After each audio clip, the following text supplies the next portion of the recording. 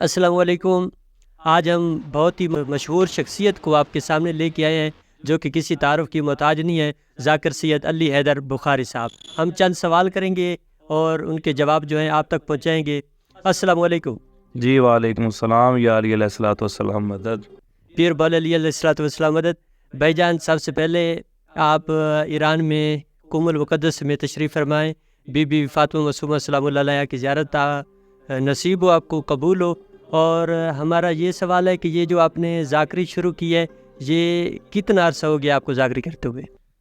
جی، سب سے بڑی خوش نصیبی تو یہ ہے کہ میں کریمہ اہل بیت کی نگری میں اس وقت موجود ہوں، اور دعا ہے کہ جو لوگ یہ خواہش رکھتے ہیں کہ ان بہن بھائیوں کی زیارت، کربلا کی زیارت، سامرہ کی زیارت، نجف کی زیارت، شام کی زیارت، مکہ مدینہ کی زیارت، اللہ سب کو توفیق دے اور ان کی زندگی میں یہ زیارت ان کو نصیب ہو۔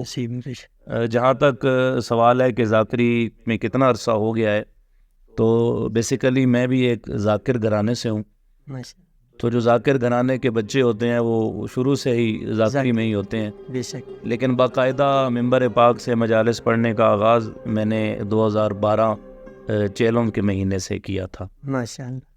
اچھا، 2012 میں آپ نے ذاکری کا آغاز شروع کیا، اور یہ جو ذاکری آپ کر رہے ہیں، یہ کیا آپ کی اپنا شوق تھا یا آپ کے بزرگوں کا شوق تھا؟ کیونکہ آپ کے بزرگ بھی ماشاءاللہ ذاکر تھے، کمال ذاکر تھے، تو یہ ذاکری کا شوق آپ کا اپنا ہے یا آپ کے بزرگوں کا ہے؟ جی الحمدللہ، میرے والد محترم کافی عرصہ سے مظلوم کربلا کی مداح سرائی میں ہیں، مالک ان کا سایہ سلامت رکھے، ہمیشہ ان کا سایہ میرے سر پہ قائم رہے۔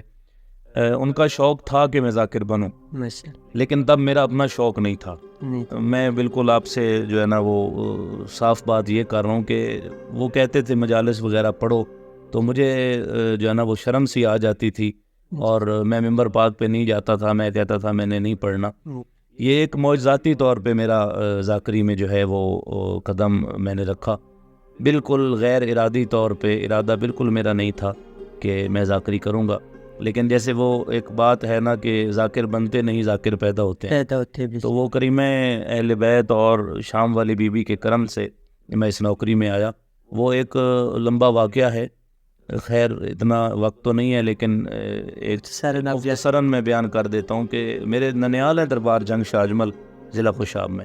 محرم ہم وہاں کیا کرتے تھے بچپن سے ہی۔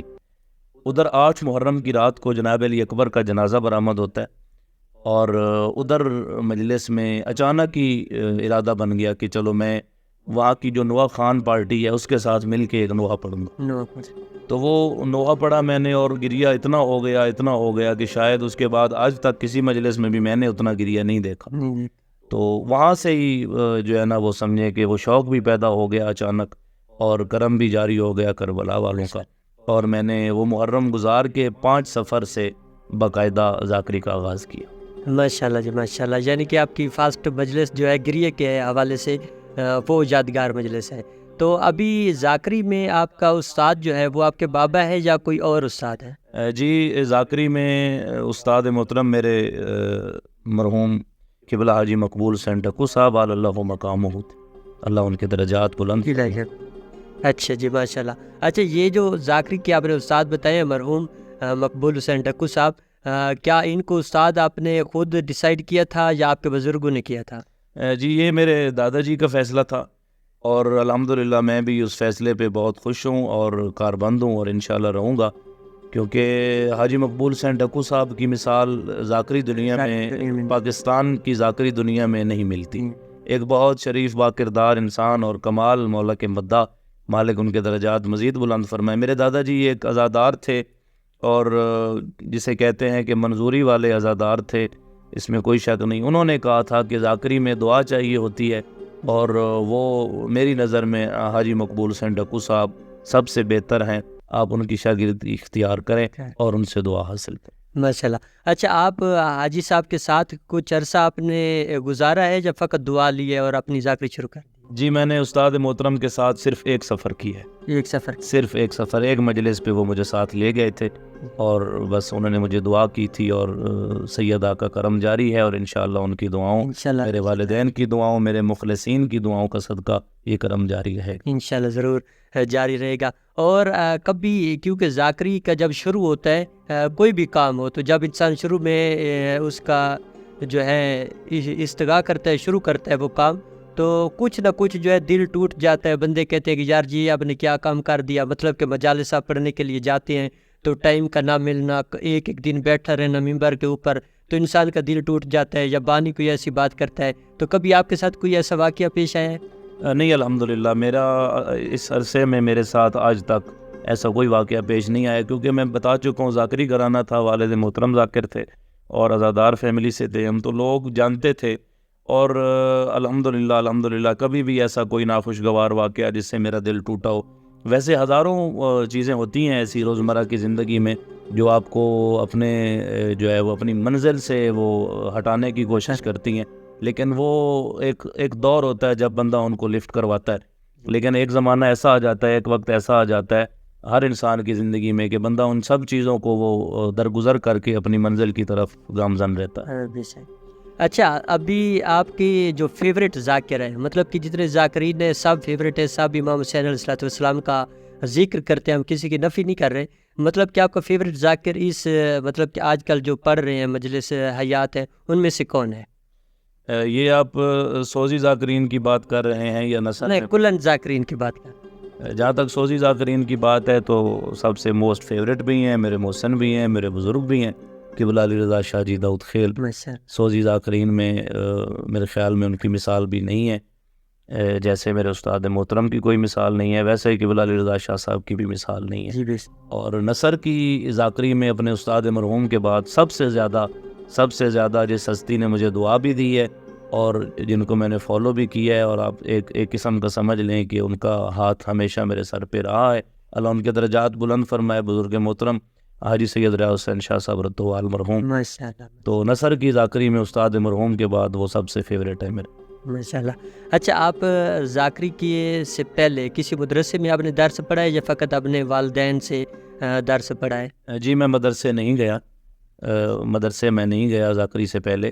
اور جہاں تک بات ہے ذاکری کرنے کی تو وہ مقتل کی کتب آسانی سے اردو زبان میں موجود ہے، تو ان کا جو ہے وہ بندہ مطالعہ کر سکتا ہے. ویسے گھر میں بھی ذاکری تھی تو کچھ چیزیں ایسی ہوتی ہیں جو وراثت میں انسان کو ملتی ہیں الحمدللہ. اچھا، اس بار آپ کے عشر محرم جو ہے ہم نے دیکھے کہ جی ٹی روڈ والی سائڈ پہ ہے، تو شاید میرے خیال میں پہلی بار آپ جی ٹی روڈ پہ عشرہ پڑھنے کے لیے جا رہے ہیں، تو آپ کیا ذہن میں سوچ کے جا رہے ہیں کہ کیسا عشرہ پڑھوں گا، کیا فضائل کروں گا، کیا مطلب کہ ذہن میں کون سی بات چل رہی ہے؟ دیکھیں، جو سوچا جائے نا وہ میرے خیال میں ویسا نہیں ہوتا اکثر. تو ارادہ تو یہی ہے کہ اگر کربلا والوں نے کرم کیا ہے تو جی ٹی روڈ ہو یا سینٹرل پنجاب ہو یا کچھی کا علاقہ ہو یا اپر پنجاب، کوئی بھی ہو، جہاں بھی جانا ہے کرنا تو ذکر مظلوم کربلا ہی ہے. تو ویسے ہی ہمیشہ کی طرح جیسے نیت سے پہلے دن سے میں اس دروازے کی نوکری کر رہا ہوں، اسی طرح ارادہ ہے کہ بالکل اسی طرح سچے دل سے محنت اور لگن سے مظلوم کربلا کا ذکر کروں، اور لوگوں کے گریے کا سبب اگر میں بن جاؤں تو میرے خیال میں یہ میرے لیے ذریعہ نجات ہے. ذریعہ نجات ہے. بے شک. آپ ابھی مطلب کہ اپنے آنے والے ذاکرین جو مطلب کہ نیو ذاکر آ رہے ہیں آج کل اس دنیا میں، آپ کو کافی عرصہ ہو گیا ہے، تو ان کو کیا پیغام دینا چاہیں گے؟ مطلب کس طرح کیا محنت کر کے کیا لے کے؟ دیکھیں، جو نیو آ رہے ہیں، جو ہم سے بعد میں جنہوں نے شروع کی ہے یا ہمارے دور سے بعد میں آئے ہیں، پچھلے 10 سال کے اندر جنہوں نے شروع کی ہے، ان کے لیے یہی پیغام ہے کہ اس دروازے کے ساتھ ہمیشہ مخلص رہیں، آل محمد کے دروازے کے ساتھ مخلص رہیں، نیت کے ساتھ ذکر کریں. اتار چڑھاؤ زندگی میں آتے رہتے ہیں ضرور. یہ ایک اور بات جو ہے نا، ایک کنسیپٹ میں اور کلیئر کر دوں، نامور والا اور یہ جو کنسیپٹ بنا ہوا ہے نا، اس پہ میں بلیو نہیں کرتا، بالکل بھی نہیں کرتا. نیت جو ہے نا وہ سیدھی رکھ کے کربلا والوں کا ذکر کرنا چاہیے، اس میں کرم جاری ہو جاتا ہے سخی عباس کا. اور ان کے لیے، نئے ذاکرین کے لیے یہ پیغام ہے میرا، یہ پیغام ہے. اور دست بستہ گزارش بھی ہے کہ کبھی بھی مظلوم کربلا کے ذکر کو سیڑھی نہیں بنانا. آپ لوگوں نے اپنی ناموری کے لیے یا کسی بھی قسم کے ایسے کام میں آپ شامل نہ ہوں جس سے سیدہ ناراض ہو جائیں. بس آل محمد کی خوشنودی جو ہے نا وہ حاصل کرنے کی کوشش کریں. اس کے بعد کرم کربلا والے اتنا کرتے ہیں کہ انسان کی سوچ بھی وہاں تک نہیں ہوتی. اچھا، ابھی آپ کی سکول کی تعلیم کتنی ہے؟ مطلب سکول میں آپ کہاں تک پڑھے ہیں؟ جی سکول میں کالج تک پڑھا ہوں، میں نے ایف اے کیا تھا. ماشاء اللہ ماشاء اللہ، مطلب سکول کی اچھی تعلیم ہے آپ کی. ذاکرین کو ہونا بھی ایسے چاہیے کہ ان کی دنیاوی اور دینی تعلیم ہونی ضروری ہے، کیونکہ آج کل دور اس طرح کا ہے کیونکہ اردو ترجمہ جو ہے وہ ہر کتاب کا آ چکا ہے، مقتل کا بھی آ چکا ہے، حدیث کا بھی آ چکا ہے، روایات کا بھی آ چکا ہے، ہر چیز اردو میں ملتی ہے۔ آج کل تو موبائل میں، سوشل میڈیا میں سارچ بارے تو ہر چیز ملتی ہے۔ دیکھیں دنیاوی تعلیم بالکل ہونی چاہیے، دنیاوی تعلیم کے ساتھ ساتھ تربیت بھی ہونی چاہیے، اور اس کے ساتھ کچھ انسان کے اندر اپنے جو ہے نا وہ ہوتے ہیں، ایسی چیزیں ہوتی ہیں جو انسان شوق رکھتا ہے کہ مجھے اس بات کا بھی پتہ ہو، مجھے اس بات کا بھی پتہ ہو، مجھے اس بات کا بھی پتہ ہو۔ تو دنیاوی تعلیم سکول کالج کے علاوہ بھی جو جنرل نالج ہے وہ انسان کا اچھا ہونا چاہیے۔ ہر معاملے میں انسان کو کوشش کرنی چاہیے کہ وہ علم حاصل کرے، چاہے جیسے بھی ہو، گھر بیٹھ کے کرے یا اسکول کالج میں جائے، تو یہ بہت ضروری ہے۔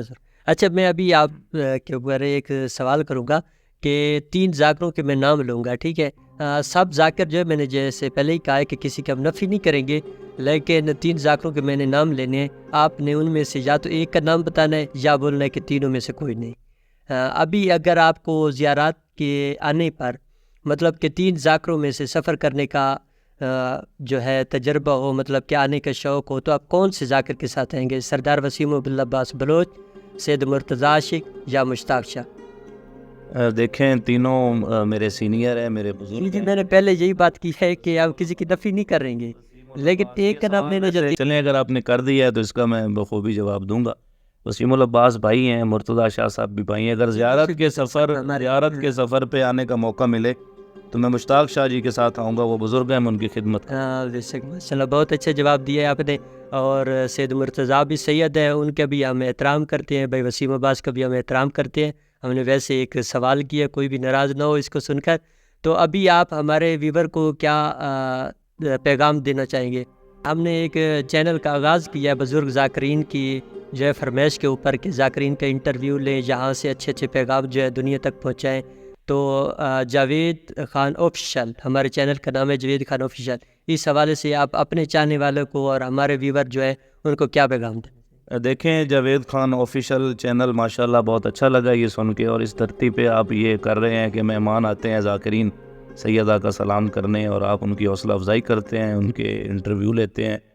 تو میرا تو یہی پیغام ہے سب کے لیے کہ ایک تو بھائی کے چینل کو سبسکرائب کریں سب لوگ، اور جو آپ نے یہ کام، یہ سلسلہ شروع کیا ہے، اس سے میرے خیال میں بہت زیادہ حوصلہ افزائی ہو رہی ہے، ادھر آنے والے پاکستانی ذاکرین کی بہت زیادہ حوصلہ افزائی ہو رہی ہے۔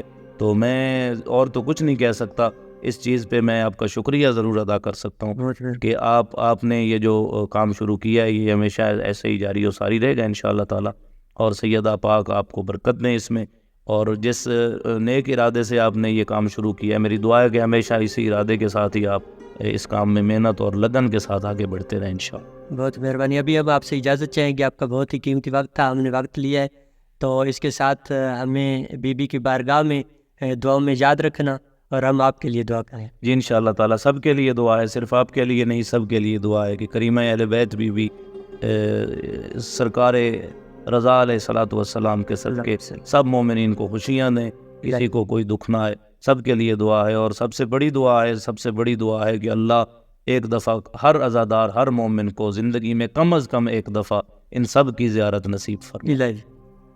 والسلام۔ اور آخر میں سب سے اہم جو بات ہے وہ یہ ہے کہ کوئی بھی کام ہے اس میں اگر ہم اپنے وقت کے امام کو یاد کریں تو میرے خیال میں اس سے بہتر اور کوئی چیز نہیں ہو سکتی۔ تو سب سے بڑی دعا اور التجا ہے مولا کی بارگاہ میں، اور دعا ہے اللہ کی بارگاہ میں کہ اللہم اجل ولیک الفرج، اللہم اجل ولیک الفرج، اللہم اجل ولیک الفرج۔